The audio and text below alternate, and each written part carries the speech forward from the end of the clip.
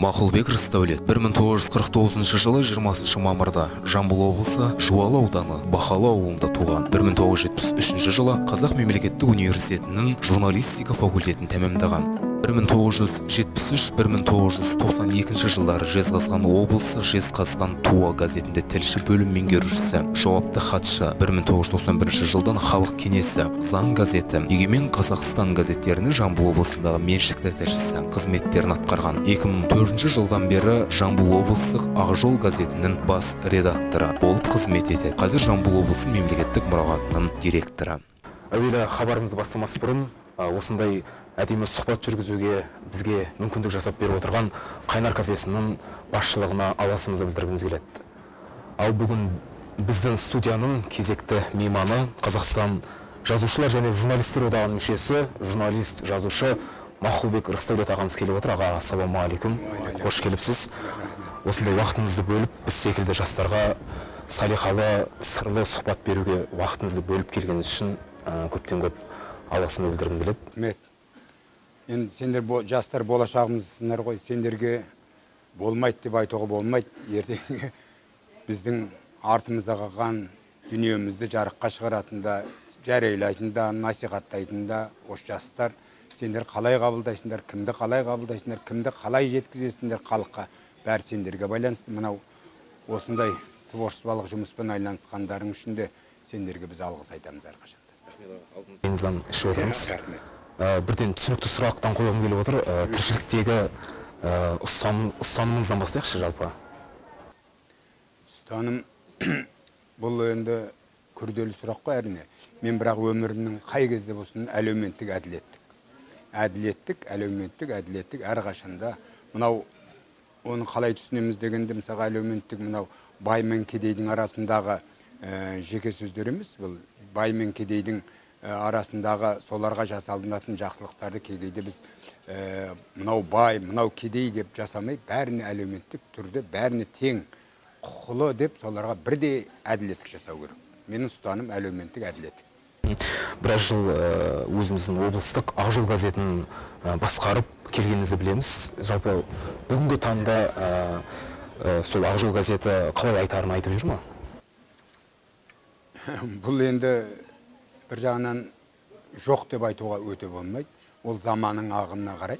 Ақжол газеті, облыстық баспасөздің қара шаңырағы, өзіне тиесілі, өзінің қазіргі алдына қойған міндетті қалай қойса, сондай дәрежеде орындап жүр ғой деп ойлаймын.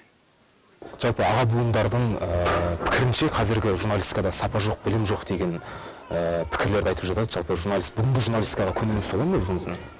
Аға буын журналист ретінде. Енді сенің сұрауларың бәрі шынында қиын сұрақтардан бастап жатсың ғой. Бұл біреуге сын айту деген өте қиын. Бүгінгі жастарға, бүгінгі ертеңге болашаққа сын айту деген өте қиын дүние. Себебі оның әркім сол кезде солардың көзқарасымен қарау керек. Мысалға бүгінгі күнде аға журналистерге кешегі біздің кезімізде, мысалға мен көп жылдар, 20 жылдай бұрынғы Жезқазған облысында жұмыс істедім. Сонда Жезқазған Ұлытаудан Балқашқа дейін, Ақтоғайға дейін 1000 шақырымдай болады. Соған іс-сапармен баратынбыз. Шаңдатып 10 күн іс-сапарға болып, барып, көріп, материалды қаламмен жазып, блокнотымыз жазып кеп, алып келгеннен кейін материал жазып, ол шыққанша бір ай өтіп кетеді. Ал қазіргі ондай емес қой. Қазір мені сіздерге қажетті дүниенің бәрін жаңағы электрон поштада бар, басқа да ашатыныздар, кім мен туралы толық мәліметті сөйлеуді де алуға болады. Бірақ енді көзқарас тілектердің бәрі жоқ шығар. Дегенмен де сіздер алысқа бармай-ақ көптеген материалдарды тиянақты аласыздар. Бірақ та журналист үшін ең бірінші азық оны көру көзбен. Мысалға сізбен біз екеуміз сұхбаттасып отырмыз. Мен туралы бүткіл құрғақ деректер жинап алғаннан гөрі, міне екеуміздің шай ішіп отырып, әшейін ағайындершілікпен іні аға ретінде сөйлескен пікіріміз әлдеқандай елге жақсы көрінеді, әлдеқандай тиімдісілігі бар.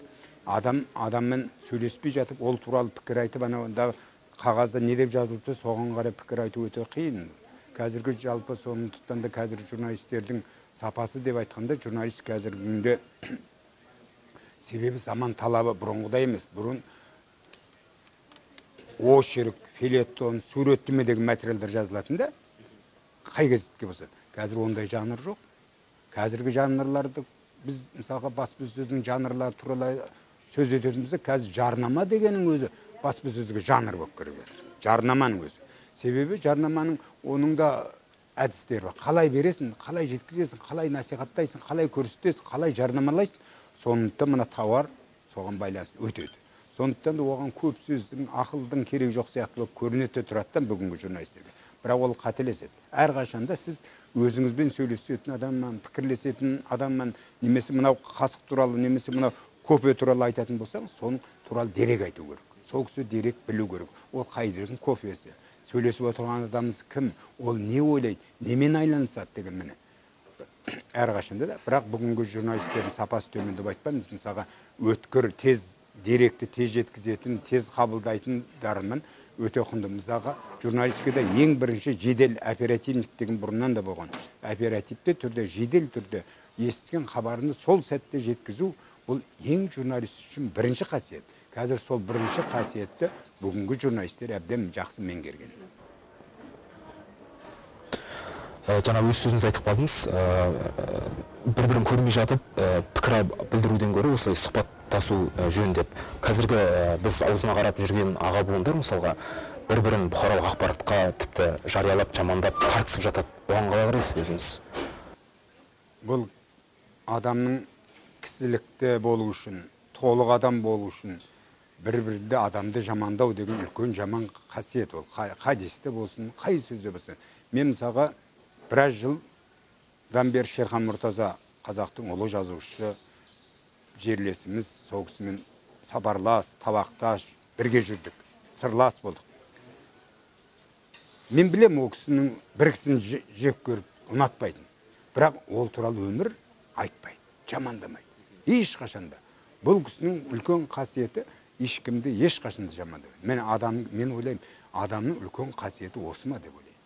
Ол туралы шынында да біреудің адамның сыртынан айтатын болса, өзіңе барып айт. Өзіне барып. Ал оның сыртынан сондай пікір айту деген өте жарамайтын, өте жағымсыз қылық. Жазым бұл кісілікке де, азаматтыққа да жатпайды. Біз Хакім Абай сөзінде бірінді қазақ, бірін дос, көрмесен істің бәрі бос дейді. Жалпы бүгінгі қоғам осы идеяны бір ұстануға құлықсыз секілді көрінеді. Бір-біріне әдейі алауыздық саясатын орнатып жататын негізі. Жалпы бүгінгі қазақ бір-бірін дос көре ме өзі? Бұл қазіргі заман ағымын айтып жатырмыз ғой. Қазіргі күні кеше сәуір айында жарияланған елбасының болашаққа бағдар рухани жаңғыру деген. Осы қазақтың құндылықтарын жаңғырту. Сені мен менің ойымның санамызды жаңғырту. Жалпы халықтың ойлау қабілетін жорықтыру. Құндылықтарды кешегі ата-бабадан қалған дәстүрді, салтты қайтадан жаңғыртып шығару. Соның жақсылығын. Міне. Біздің ұстанып отырған қазіргіде елбасынан бастап бүгінгі зиялы қауым болсын, жазушы болсын, журналист болсын, кім болса да адамның өзімізді танып, бұрынғы мүмкін біздің қасиетіміз қазір Жапон халқын мақтайды ғой мысалға. Осындай халық, бұл ұстамды халық, немесе іскер халық, ақылды халық. Мүмкін біздің басымыздағы ойымыз солармен бірдей, олардың да артық болған шығар. Бірақ біз боданда болып, өмір бақи соғыспен өміріміз өтіп, өмір бақи тәуелсіздік үшін күресіп, көп нәрседен айырылып қалдық. Біздің соғыспағанымыз кешегі Ұлы Отан соғысынан кейінгі 45 жылдан кейінгі ғана соғыс көрмедік. Әйтпесе біз өмір бақи соғыс қазақ халқы, бірақ өткенбіз біз. Біреудің боданда болдық, біреудің отарында болдық, солардың айтқанына көндік. Мысалы Қазақстанның өңірі басқа анау үлкен Россияның боданда болған 150 жылда айтпағаның өзінде 60-70 біз Қазақстанның оңтүстік өңірі Қоқан хандығында болдық. Бірақ енді тарихшылар Қоқан хандығының құрамында да бүгінгі қазақтың үлкен тайпаларының рулары болған ол.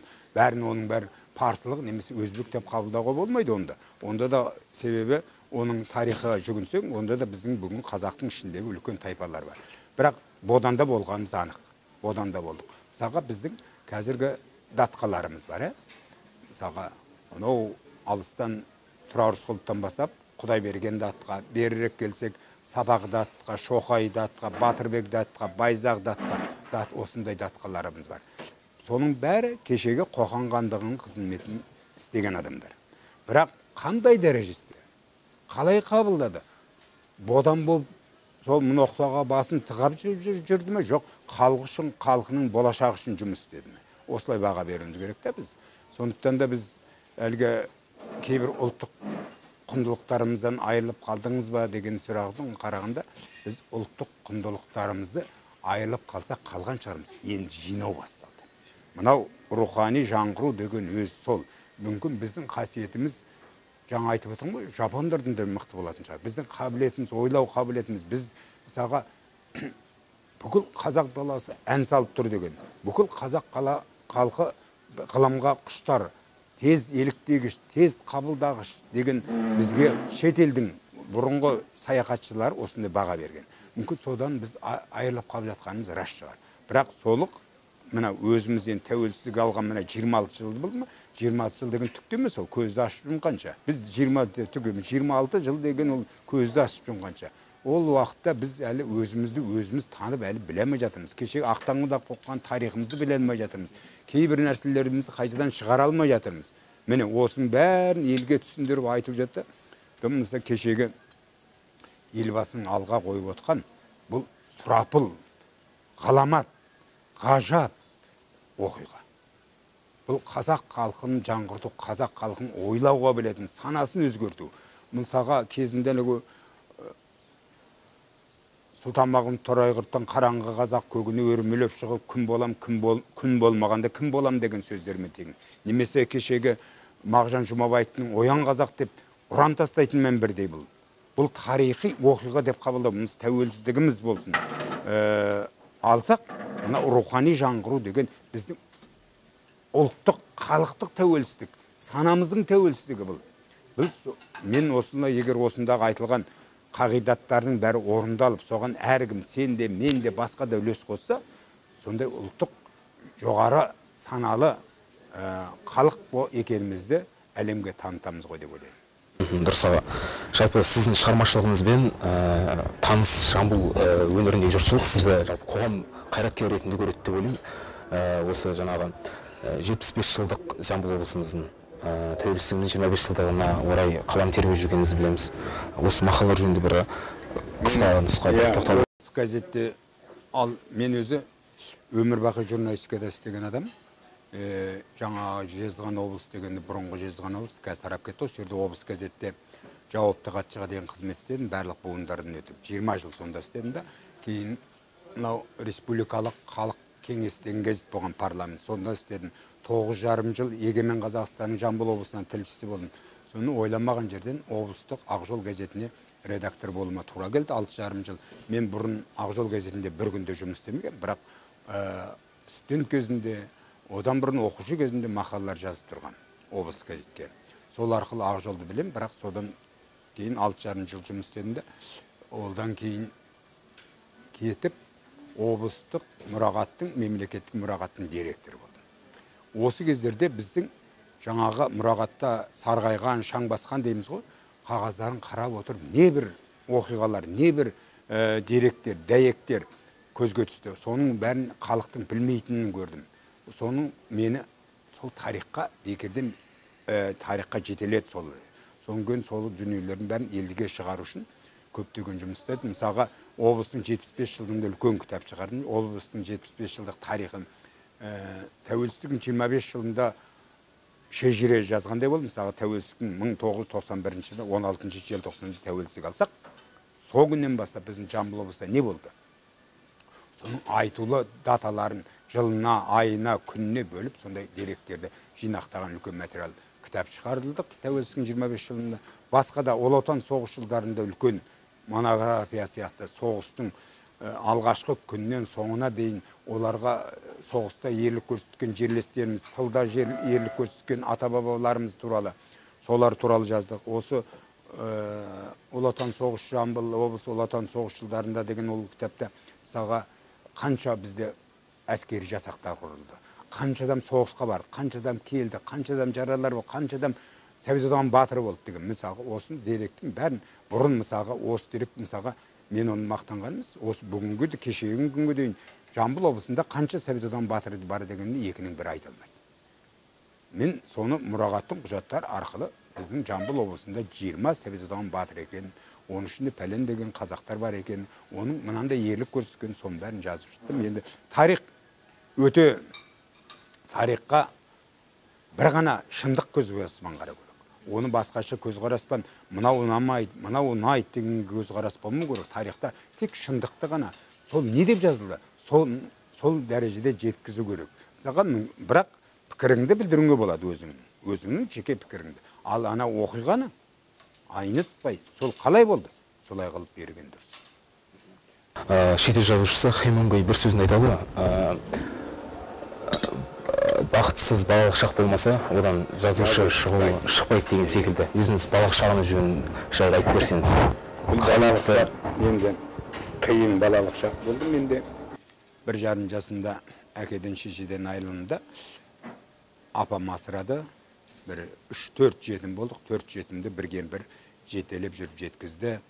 Бәріміз өмірдің көптеген қиын барды. 1-ші сыныпқа жаңалақ барғаным есімде. 10-ші сыныпты купайкамен керзетікпен бітіргенімде есімде.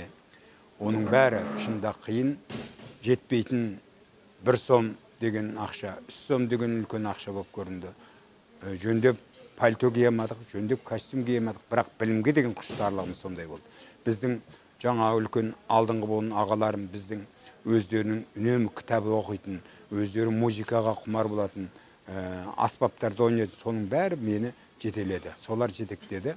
Солардың нәтижесінде өзіме алдыма сол кезде мақсат қойдым деп айта алмаймын. Өмірдің өз жетектеп, өзімізді өзіміз жетектеп адам болдық. Балалық шақтың балдәурені туралы әдемі қызықтардан көрі қиындықтар көбірек келеді. Көп еңбек еттік, көп жұмыс істедік, бірақ одан жаман болдық деп ойламаймын. Жалпы осы жазу өнерге қалай келдіңіз өзіңіз? Бір жазушылардың арасынан бір өзіңіз бір көмір дейді ғой. Енді мен 5-ші, 6-ші, одан кейінгі сыныптарда оқып жүрген кезінде осы қабар материал жазу, қабырға газет деген болатын әр мектепте. Сол қабырға газетіне еліктеп, соғандан материал жазуға, содан сол қабырға газетінен басталды ғой деп ойлаймын. Ал енді шын мәнінде кейін республикалық деңгейде мақала жазу, басқа жазуға үлкен ағам Болатбек Қайпекұлы деген ағам, сол кісі 1-2 рет менің атымнан мақалалар жазып берді мысалы газеттерге. Соның нәтижесінде сол желпіндіріп, сол жетектеп алға сөреді. Соның нәтижесінде жазушы деген болады екен, журналист деген болады екен, мамандық болады екен деп соған жетуге асықтық. Мен 1966 жылы 10 жылдық мектеп бітірдім. Сол жылы 11 класста бітіргендер болды, 11 жылдықта. Ол кезде бізді журналистика факультетіне 2 жыл өтілі болмаса, өндірісте, шаруашылықта документті, құжатты қабылдамайтын, оққа алмайтын. Сондықтан 2 жыл колхозда жұмыс істеуге тура келді. Содан кейін бардық, 68 жыл барып ек, ол кезде жаңағы ережені өзгертті, мектепті бітірген адамдар да келе бастады. Бірақ біз 2 жыл соны күттім. Соған журналистика факультетіне, біз 68 жылы Қазгудың журналистика факультетіне түстім. Сол жылы бізде ерекше мүмкін, мен журналист болмауым да мүмкін еді. Бірақ сол кезде үкімет жыл сайын 25 баланың орнына 50 бала қабылдау, 50 адамды қабылдау туралы біздің соңғы емтихан тапсырып жатқанымызда сонда шешім кеп, соның нәтижесінде студент атандық. Қазіргі жақын арада осы талқыланып отырған не журналистерді несін факультетін жабу керек деген сияқты ой айтылып жүр, осыған қалай қарайсыз? Ол енді кейде журналистиканы ғылымға да санамайды, журналистика деген, бірақ сіз өзіңіз бір күн газет журналсыз, хабарсыз, радион, телевизион хабарсыз өмір сүре аласыз ба? Әрине, мүмкін емес. Бір күн біз бүткіл адамзат соған үйренді. Хабар бір жерден жету керек. Сіз жаңағы анау қалтаңыздағы ұялы телефоныңызда да сол журналистиканың сарқыншақтар, журналистиканың белгілері бар. Сондағы кіріп жатқан қазір электронны жаңағы телевидениенің ашылып жатқан басқаның бәрі журналистика. Онсыз журналистикасыз журналистика факультетін жабу керек. Онсыз деген ол тіптен ақылға сыймайтын дүние. мүмкін кім біледі. Бірақ өсінгіде еш нәрсеге таңғал болмай, кейде бір кісілердің шенеуніктердің ойынша мүмкін әртүрлі бізде өмірде көп журналист емес, журналистика мамандығын бітірмеген, филолог емес, бірақ үлкен жазушы, ақын болған азаматтар бар. Мүмкін соларды үлгі тұтатындар, бірақ ол таланттар, ол аз. Ал жалпы бүкіл Қазақстанды журналистикамен қамтамасыз үшін пәлен бұқаралық ақпарат қылып, пәлен телевидение бар, пәлен радио бар, соның қамтамасыз ететін журналистика факультеті маман даярлау үшін соларға қажет. Жаңа өзіңізді жетектеген бір кісінің атын атап түрін түстедіңіз. Жалпы өзіңізде кейінгі жас буындарға бір қолтығынан демеп дейді ғой, сол секілді жол көрсеткен адамдарыңыз болды ма? Жалпы шәкірттеріңіз болды ма өзіңіздің? Сонда облыстық жаңа неде жезқазғандағын айтпай-ақ қоймын. Осы Ақжол газетінде редактор болғанымда 6,5 жылы. Сіздер сияқты онысы Таргудың қабырғасында 2-ші курсында, 3-ші курсында, 4-ші курсында оқып жатқандар жұмыс қалдым. Себебі мен Ақжолға редактор болып келсем, қартаң татып қалған буын көп екен, бірақ олардың әр қайсының орны бар ғой енді. Бірақ оларға мысалға бірден сырып оларды шеттетпей, жастармен екеуін будандастырып, былай сабақтастырып, солар жастармен еңбек етіп, солар ақырында сондай азаматтар болды. Сондай жастар көп енді. Мысалға бүгінгі Фариза Әбдікәрімова облыс газетінің орынбасары. Мен жұмысқа алып тәрбиелегенбіз. Бегнұр Сатыбалдиев деген мысалға мынау көптеген сол облыс газеттің редакторының орынбасары болды, жауапты хатшы болды, бөлім меңгерушісі болды. Қазір мынау Жуалы аудандық газетінің редакторы. Маржан Рахай көп. Елбира Жарылқасынова көптеген жастарды алып, қазір солы мен тәрбиелеген, біз тәрбиелеген, сол кездегі басқа да азаматтар бар ғой тәрбиелеген. Солардың бәрі қазір облыста белді журналистерге. Мына Тұрсынбек бар, Сұлтанбек. Осында журналистер көп. Мысалға, жас журналистердің өсіп, мына сахнаға шығуына үлкен әсер етті ғой деп ойлаймын. Мысалға, қазір республикалық тіл комитетін басқарып отырған Қуат Борашев, кешегі Егемен Қазақстан бас редакторы. Нені шәкіртім деп айталам. Аузым оған жаңылыспай, ұялмай айтуым болады. Біз осында бірге жұмыс істедік. Райхан деген жекеменшік телевидение болған. Сонда бірге істедім. Мен бас редактор, ол тілші болып істеді. Мен осында азаматтар көп. Оған мен шәкірттерім бар деп батыл түрде айталам. Журналистің қаруы қалам, бильярдтың қаруы таяқ дейді. Екеуі де кәдікке жетелейді аға. Әйтсе де бұл діттеген межеңізден бір мүлт кететін сәтіңіз болды ма? Әрине, елдің бәрі іштенге мүлт кететін қателеспесе, онда өмірдің қызығы болмайды оны. Әрине, қателескен көз, өкінетін де кез көп болды. Оны болмай мүмкін емес. Онсыз өмір қызықты емес қой деп ойлаймын. Сондай бұндай бір сәттерде қалай жігерлендірсіз өзіңізді? Бағысқан сәтте бір адам болған соң болады ма? Әлі кейбір ғалымдар құлазыған дейсің ба, құлазыған дүниелер болады, кездер болады. Мысалы, адам жалғызсырап, өзіңдегі, ішіңдегі пікіріңді ешкімге айта алмай, өзіңмен сырласатын дос таба алмай, сырлас таба алмай, жаныңа жақын адам табылмасаң, сол ең қиын екен. Мен осыдан 1,5 жыл бұрын жолдасым қайтыс болды. Осы журналист белгілі. Осы облысқа еңбек сіңген. Сол кісі қайтқаннан бері өзім келе алмай жүрген жағдайым бар. Енді 46 жыл отастық. 46 жылда әр нәрсені бастан кешірдік қой. Қиындықтар да болды. Бірақ сол кездерде ешқандай мойымай өзімізді жетелдік өстік.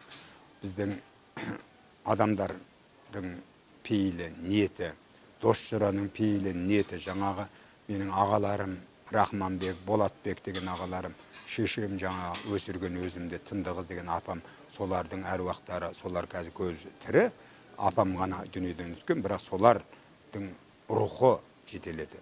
Соның нәтижесінде әлгі қиыншылық болған кезде өзіңді өзің жануға тура келеді. Анау Қытайдың Конфуций деген ұлы философ айтты, басыңда түскен қандай қасірет болса, соны бекзаттықпен көтере білді. Тек қана адамға сол бекзаттық қасиет керек. Әрине, ол елдің бәрінде жете бермейді. Ол қасиет егер ондай арзан болатын болса, ол төмен болатын болса, оны ұлы философтар өйтіп айтпас еді, тауқыметті көтер деп. Сол тауқыметтерді кейде көтеруге тура келеді. Жаңағы Дәметкен апайымыз жөнінде айтып қалдыңыз. Біз де естідік, артық қайырлы болсын. Жалпы Дәметкен апайымыздан қалай таныстыңыздар? Қалай отау құрдыңыздар? Жаңа біз 68 жылы оқуға түстік дедік қой, сонда оқып түсті кезде мысалға журналистика факультеті бұл қазір мысалға заң факультетіне немесе экономика факультетіне бір 10-ға 10-15 адам болатын болса, қазір ол кезде журналистика факультетінде сондай болады. Одан да көп болады. Ол кісі Қарағандыдан келді, мен Жамбылдан бардым. Сөйтіп бірінші жаңа шығарма жазуға үлкен акт залда шығарма жазуға тура келді. Сонда шығарманы таңдау жаңа ең кішкентай бала, ең кішкентай қыз деп Дәметкен бантик тағып алған, соны көтердіп барып анау конверт алғызды. Содан шыққан конвертіне біз шығарма жаздық. Міне сол кезден адамның жүрегі біртүрлі бүлк ете қалған. Сол кезде бір екінші курста біз үйлендік. Сөйтіп өмір 46 жыл өмір сүрдік. Мынау біздің топта 10 қыз 40 жігіт болды. Солардың бәрі өздерімен өздері үйленді. Мынау Қайырбек Асанов, Күләш Ахметова, менің курстастарым, Көпен Әмірбек, көп үлкен жігіттер, марғасқа жігіттер, ел білетін, азамат білетіндер, сонда біз курс болдық. Сол кезде танысып, Дәметкенмен түйісіп табыстық. 2 ұл, 1 қызым бар, қазір 6 немерем бар. Өмір өзінің ағыммен ағып жатыр.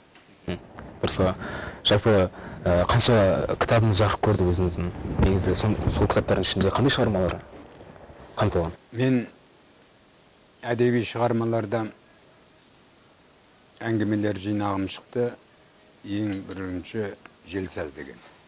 Сол Желсаз дегенге елдер қызыға оқыды. Одан кейін Бақатерек деген әңгіме, повестер, хикаяттар шықты. Әртүрлі тақырыптарда жаздым. Оның кейін бір повесім Қарсақпай металлургия заводы бар, мыс заводы бар. Қазақ өнеркәсібінің қара шаңырағы ең бірінші 1928 жылы пайдалана берген. Солының 80 жылдығына орай Қазақ мыс пен жазушылар одағы конкурс жариялаған. Сол конкурста менің жазған повесім бас бәйгені алған. Жазушылар одағы мен Қазақ мыстың. Оның ол повесімнің кейіпкері Қаныш Имантайұлы Сәтбаев. Сәтбаевтың соғыс жылдарында сол жердегі оның алдында жұмыс істеген еңбектерінің әрине Медеу Сәрсекеев үлкен кітап жазған, бірақ айтылмай қалған, болмай қалған дүниелерді мен сол кезде сол жазғанда сол кісінің шәкірті Штефан деген деген бегер геолог болған, сол кісінің шәкірті. Сол шәкірттен аузынан естіп, соның қолынан құжаттар алып, деректі, нақты деректерге сүйенген жаздым, повесть жаздым. Сол повестім жаңағы бас жүлдені алып.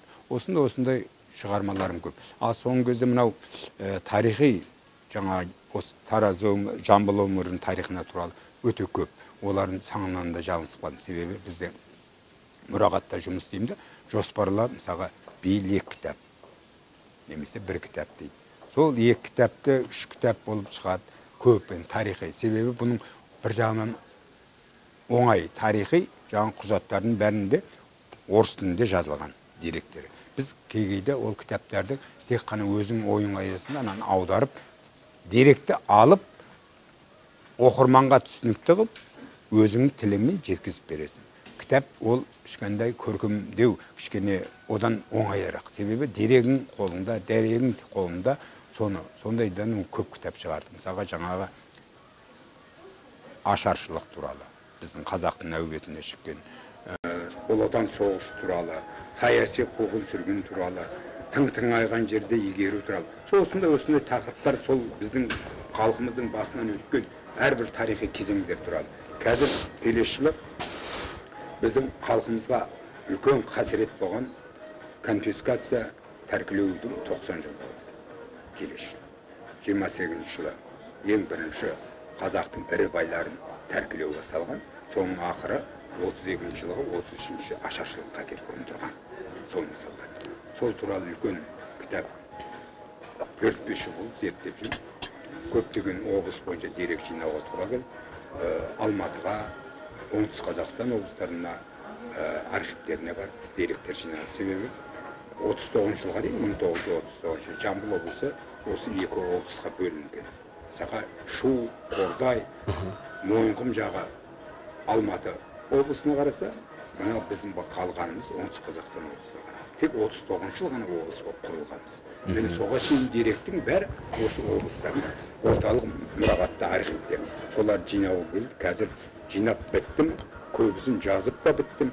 Бұл енді адамның жүрегі шайлықпай, адамның жүрегі жыламай, ондағы деректерді оқу мүмкін. Өте қиын. Біздің саналы, біздің зиялы, біздің көзі ашық азаматтардың бәрін басын алған. Бәрін соттаған, тамырынан үзген, көшірген басқаша, жер аударған. Кешегі Меделік деген мысалға меркеде 25 жыл болыс болып түкірегі жерге түспей тұрған адам қаңғып аштан. Сондай ұлы тұлғалар. Кейінгі кезде ондай адамдар мысалдар көп, көп болды. Көп айта беруге болады, бірақ сол туралы үлкен деректер жинап берді.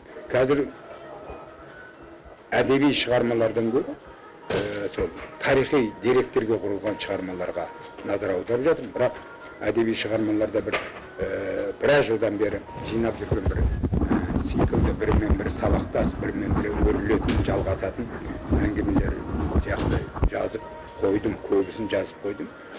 Шығаратын кез келеді, соны шығарамыз. Жалпы жазу қиын өнер екенін білеміз аға. Жалпы жазудан бас көтергенде, ғылымнан бас көтергенде немен айналысасыз? Мен балық аулауды жақсы көрем. Көбінде мен көлік жүргізе алмайтын. Сол елге балама, немесе басқалардан қызмет етуін өтініп, солардың көлігімен балық аулауға барам. Алыс. Ол Жамбыл облысының кез келген қай жеріндегі бұлағы болсын, қай жерде көлі болсын, көлшік болсын, бармадым деп айтқан. Сол бір жерде Ұланбел, бір жерде Балқаш, манағы барлық жерін араладым, барлық жерін көрдім. Ол енді балықтың әлгі балықшылар туралы, балық туралы көп әңгіме айтылады. Ол балықшыларда бір-біріне кездескенде мақтанып, біреу айтады дейді, өткенде мен мынандай балық ұстадым дейді. Қойшы деп, жоқ мынандай дейді. Сон бұны қолын байлап қояқ, қайтып көрсетер екен деп, екі қолын бүйтіп байлап қойды.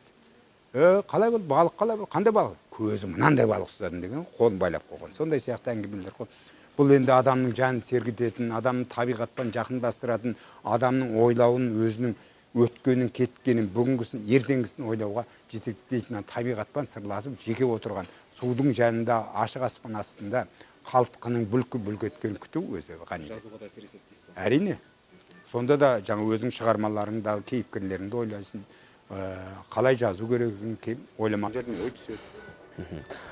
Жазушы Дулат Исабеков сөзінде айтады, біз қазір кітап оқымаймыз, сол оқыған кітабымызды қазір қайталап оқитын кезеңдеміз дейді. Өзіңіз кітап оқып жүрсіз бе? Оқимын. Көп кітап оқимын. Себебі маған көп адамдар кітабын береді. Немесе көп сатып алдым деп айтпайды. Көп адам осы Жамбыл облысы болсын, немесе кешегі өзім курстастарым болсын, көп адам кітап береді, сол кітаптарын бәрін оқып шығамын. Керемет бізде адамдар бар, керемет таланттар бар, керемет кітаптар бар. Оны тек қана оқырманына жетпей жатқанына өкінем, бірақ оқимын деген адам, іздеймін деген адам табады. Қазір қандай кітап оқып жүрсіз негізі? Қазір кеше ғана Оралхан Дәуіттің Ақ самаурын деген кітабы әкеліп берді, соны оқып жатырмын.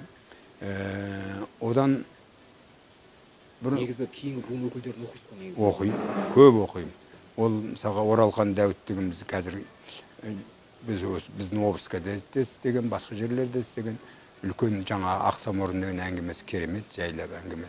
Қуаныш Борашевтың Қуат Борашевтың өлеңдерін оқимын, жақсы жазады. Көп. Біздің облыстағы ақын жазушылардың бәрін кітабын оқимын. Шыққанын бәрін оқимын, қалдырмай оқимын. Себебі әріптесіміз жанымызда тұрған жүрген адамның кім екенін білу керек. Кешегі өмірден өтіп кеткен Жақсылық Сәтібек болсын, жаңағы басқа да жазушылар көп қой біздің өмірден өткен. Кәрімбай Әлиев болсын, солардың бәрін кітабын бір оқып, керек болса 2 реттен оқу керек. Себебі кейбір жерде сол азаматтар туралы мен кеше сол облыс газеті істеген сол азаматтар туралы сұрайды, біледі. Арғынбай қандай жазушыдан Арекеңді сұрайды, мысалға Қалдихан сұрайды, ол қандай жазушыда болған деп. Сондықтан ол білу үшін, айту үшін соларды оқуға тура келеді. Оқимын. Шерхан Мұртаза аға былай пікір білдіріпті. Теледидар құдіретті күш, ол да баяғыдағы ертегідей дөу пері сияқты. Кімнің сиқырлы сақинасы бар, соның құлақ кесті құлы. Адамдарды жаппай мәңгүрт ет десе, ете салады, жаппай иман ет десе, ете салады.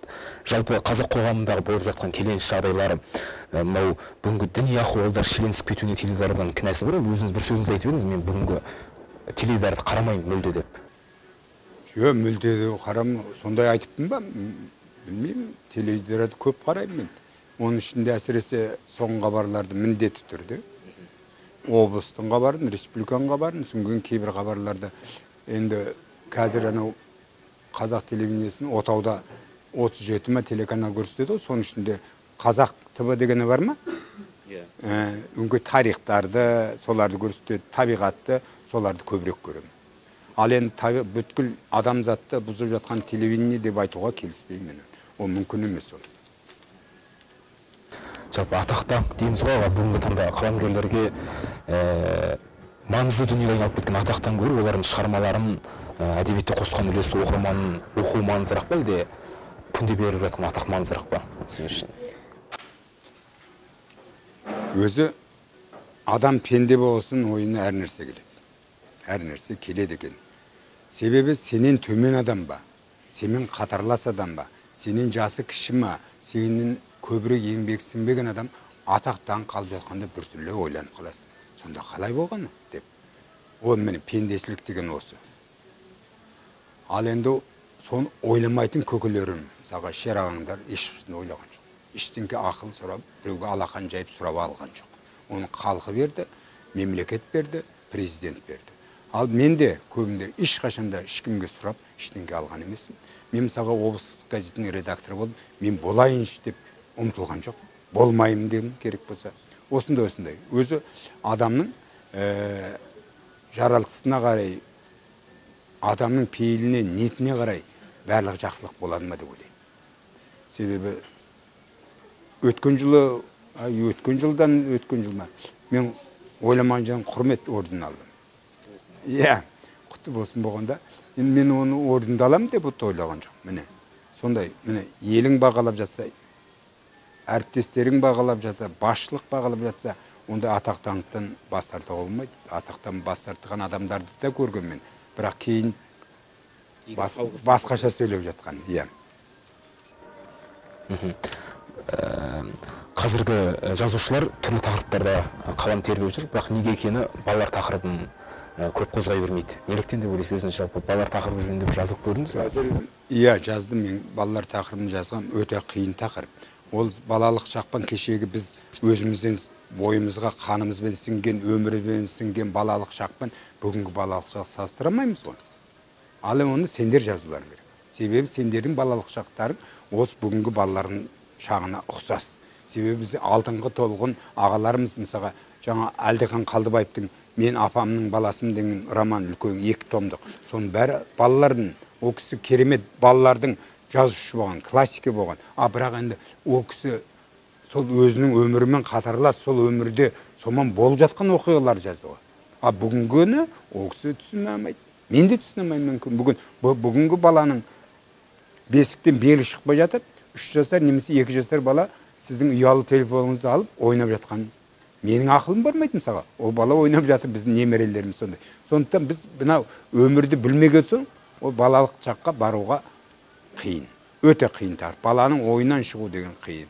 Себебі оман баламан бірге болуың керек, жүруің керек, тұруың керек деген сияқты. Біз оны кейде содан ада болып жатамыз. Бүгінгі хабарымыздың соңғы сұрағы болсын, аға. Адам болған соң қиял көп қой мысалға. Бірақ соның ішінде бір жаныңызға шаншудай қадалып, есіңізден шықпай, бір осы мәселенің бетін бер қаратсам деген бір ойыңыз бар ма? Қандай да бір? Енді мынаған кез келген мынадан бірден ойлану жауап беруге қиын, бірақ мені бір нәрсе толғандырады, біздің қазақтың ұлан-ғайыр жерін адаммен толтыру. Қазақ көбейсе деп ойлаймын. Қазақ көбейсе, көбею үшін үкімет көп жағдай жасау керек.